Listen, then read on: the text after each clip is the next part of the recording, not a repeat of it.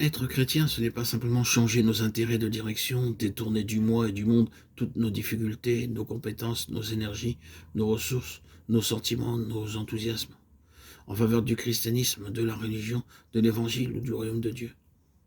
Dans le domaine de la vie et des choses de Dieu, il y a ce jugement que Dieu prononce sur l'homme naturel.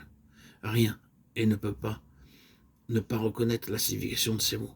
C'est entrer dans la situation désespérée, déchirante et stérile du chapitre 7 des Romains. S'il y a quelques aspirations spirituelles authentiques, une lutte infructueuse s'en suivra. Et qu'il y ait ou non une telle aspiration, l'opinion récente étant de toute façon de diriger simplement l'homme naturel vers une œuvre chrétienne, le service, pour toute véritable réalisation spirituelle, sera inefficace. Nulle chair ne se glorifiera dans la présence de Dieu, et la chair religieuse n'est pas plus acceptable que l'irréligieuse.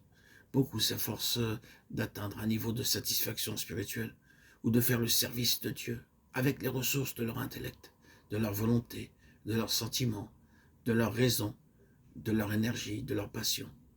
D'où toutes les organisations, publicités et tous les équipements qui sont à l'encontre de la doctrine apostolique. Non, pour être agréé pour le service, il faut un homme nouveau. Cet homme nouveau a une nouvelle manière de penser, un esprit nouveau, un chemin nouveau, une capacité nouvelle, une conscience nouvelle. De fait, toutes choses sont devenues nouvelles. Cet homme viendra à réaliser de plus en plus que Dieu fait les choses différemment des hommes. Oui, et quelles choses différentes Dieu fait? Les objectifs de Dieu, les méthodes de Dieu, les moyens employés par Dieu, l'heure de Dieu sont une éducation et souvent une discipline pour cet homme en Christ. Jusqu'à ce que le vieil homme soit bien crucifié.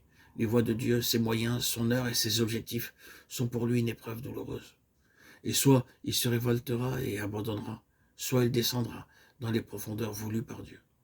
Mais en tout cas, il sera amené à voir que dans l'intention de Dieu, lui, l'homme naturel, doit aller à la croix, ou d'une manière concluante, Dieu l'a mis en Jésus, l'homme représentatif, le Christ. Le toucher de l'homme naturel sur les choses de l'esprit amène mort et désolation. C'est pourquoi le Seigneur prend toujours des précautions contre cette vie naturelle chez ses propres enfants, les conduit à travers des voies qui les rendront très humbles et les amènera d'un point de vue naturel dans l'impossibilité d'agir. Dieu mit une écharpe dans la chair de Paul, par précaution contre le soulèvement de sa vie d'âme dans l'exaltation, de sorte qu'il ne puisse y avoir plus tard aucune interruption, mais plutôt un accroissement d'utilité spirituelle.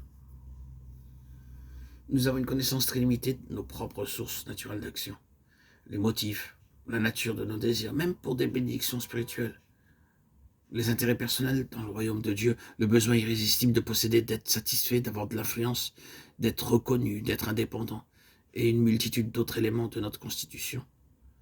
Le Seigneur sait combien toutes nos sources de vie et d'expression sont empoisonnées et corrompues. Il ne nous conduira pas dans une introspection ou une auto-analyse, mais il nous fera savoir quel est son propre verdict sur l'homme naturel, et nous demandera d'accepter les exigences divines, c'est-à-dire qu'il soit crucifié.